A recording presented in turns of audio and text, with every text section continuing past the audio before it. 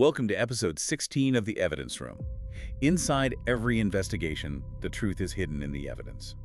Tonight, we explore our second case in Germany. Right, and it is a profoundly unsettling journey. It really is. Our mission in this deep dive isn't just to, catalog a series of gruesome acts. I want to invite you to step into the shadows of 1970s Hamburg, into the neon-lit, fog-drenched streets of the Reeperbahn red light district. We're looking at the terrifying reality of how society's blind spots allow monsters to operate in plain sight. Yeah, right under our noses. We're examining a man whose crimes were literally hidden behind the walls of his own home. He masked the unimaginable horror of his actions with nothing more than the scent of cheap pine deodorant. God, that's chilling. Right, because tonight is really about the tragedy of the invisible victims. The people society collectively chooses to look past, which, essentially hands a predator a hunting license with zero consequences. Exactly. And to understand how someone becomes that kind of predator, we can't just look at the crimes themselves. We have to go back to the beginning. We do, and his origins are, well, they're incredibly bleak. Fritz Honka was born in Leipzig in 1935. So you have to picture the historical backdrop here. This is Nazi Germany. Right, a time of intense political and social upheaval. Exactly. He was the third of 10 children, and the household was just a place of extreme, crushing instability. His mother was completely overwhelmed and actually ended up sending him to an orphanage. Wow, just like that. Yeah. And his father, who was an alcoholic communist, he beat young Fritz terribly before eventually being sent to a concentration camp where he died. Okay, let's unpack this. If you think about human development like, constructing a building, Honka's childhood was essentially built on shattered concrete. There was just no stable ground at all. That's a really sharp way to look at it. And honestly, there's a dark irony in using concrete for that analogy. Because his first real attempt at building a normal life was an apprenticeship as a bricklayer. But it literally ended because he had a severe allergic reaction to cement. Right. The universe essentially rejected his attempt at a normal trade. So those early years ingrained this deep, festering sense of isolation in him. Which is completely understandable given the trauma. Oh, absolutely. But it was severely worsened by his physical traits. He had a pronounced speech impediment and intense physical insecurities that just made him an outcast among his peers. And that isolation just follows him when he moves to West Germany. He eventually lands a well-paying shipyard job in Hamburg in 1956. But the internal chaos doesn't stop, does it? No, it really doesn't. He has a turbulent marriage to a woman named Inga, and it's a disaster of shared, severe alcoholism. I mean, they had incredibly violent brawls, and their descent into alcohol abuse was so extreme, they actually ended up homeless before she finally left him. Yeah, and right around this time, we have to factor in the physical trauma that warped his self-image even more. In 1956, he was in a devastating traffic accident. Oh, I remember reading about this. Yeah, completely smashed his nose and gave him a very pronounced squint. So picture this man. He's only 5'5", very slight of build, missing teeth, and has these severe insecurities. Which makes me want to push back a little here, because I'm trying to visualize this. How does a man with such profound physical and social insecurities manage to lure anyone into his orbit? It's a fair question. Right, like it doesn't sound like a master manipulator. It sounds like a pariah. He wasn't charming anyone. The answer comes down to a very dark psychological cocktail. He had this deep, terrifying fear of mutilation during oral sex. But wait, really? Castration anxiety. Exactly. So to alleviate that specific fear, he deliberately hunted for older, often toothless prostitutes in the seedy, smoke-filled pubs of the Reeperbahn district. He was just offering a grim transaction to desperate women. And that transaction turns deadly in 1969, going into 1970.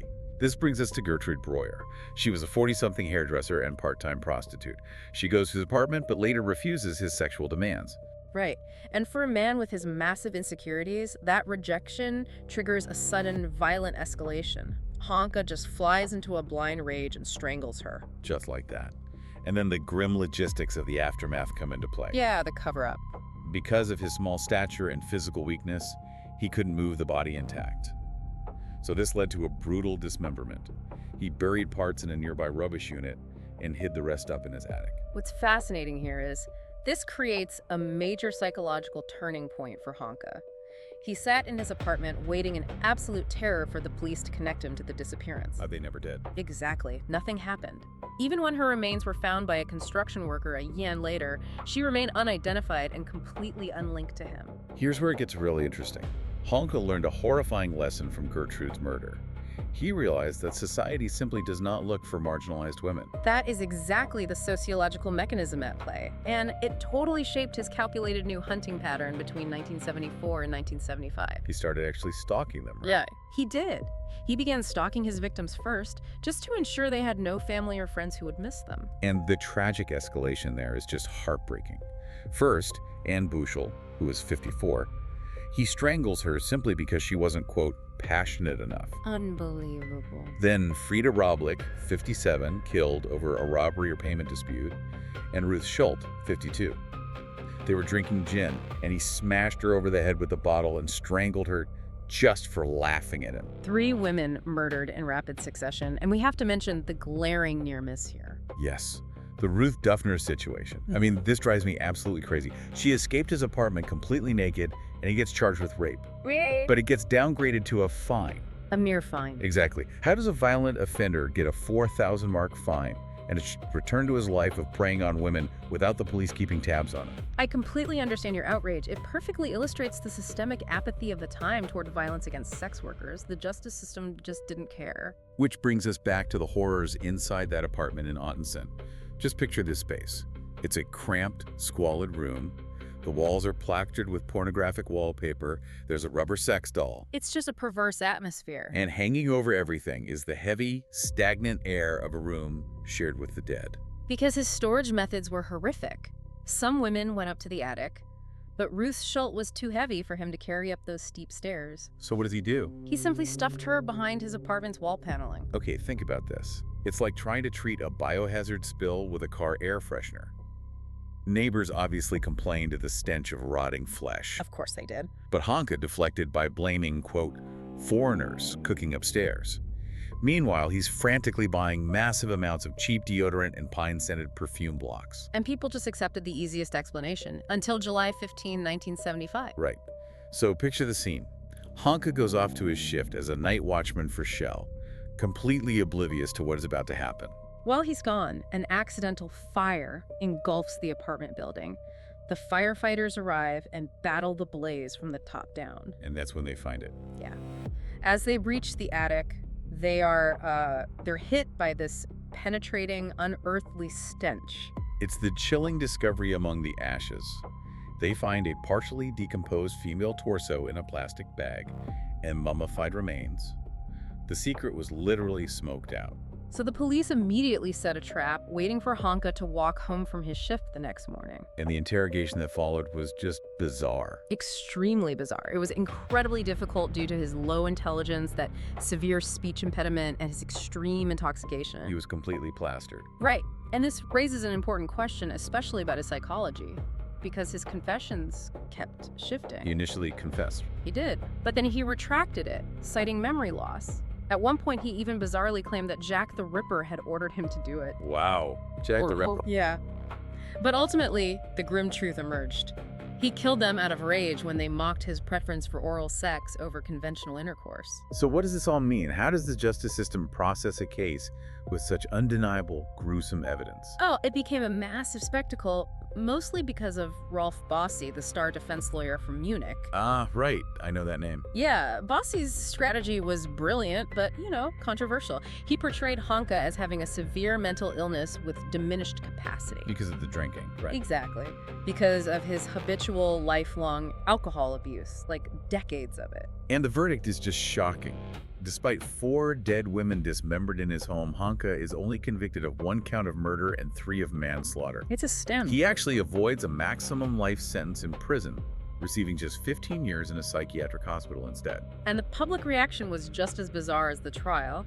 Instead of solemn mourning, the case birthed a wave of dark cultural humor. Really? How so? Well, there was this 1975 underground hit song in Hamburg clubs. It was by Karl-Heinz Blumenberg under the pseudonym Harry Horror. The song was titled, I Love to Saw the Women. That is incredibly morbid. It was a play on a classic 1920s romantic tune. Just totally repulsive, yet people danced to it. It's wild how this horrifying true story bled into lasting pop culture pulp. I mean, it inspired the low-budget cult horror film Violent Saint, and much later, the award-winning novel and film The Golden Glove. It really did. But if we connect this to the bigger picture, we have to reflect on the true tragedy here. Honka's success as a serial killer wasn't due to some criminal genius. Not at all. No, it was entirely due to society's willing blindness to the disappearance of destitute, alcoholic sex workers. And that brings us to the haunting epilogue. Honka is released in 1993, living out his final years in a nursing home under the assumed name Peter Jensen. He remained withdrawn. Completely isolated. Yeah, and right up until his death in a Hamburg hospital in 1998, he was plagued by a psychological prison of his own making. He couldn't escape it. No. He was convinced his nursing home room constantly smelled of decomposing bodies. A terrifying end to a terrifying story. Think about the invisible boundaries in your own city. Who are the people society has agreed not to look at, and what horrors might be allowed to exist right now in those blind spots? Exactly. Something to really reflect on. Thanks for listening to The Evidence Room. If you enjoyed this episode, like and subscribe for more true crime investigations from around the world. Remember, some cases remain unsolved, but the evidence always tells a story.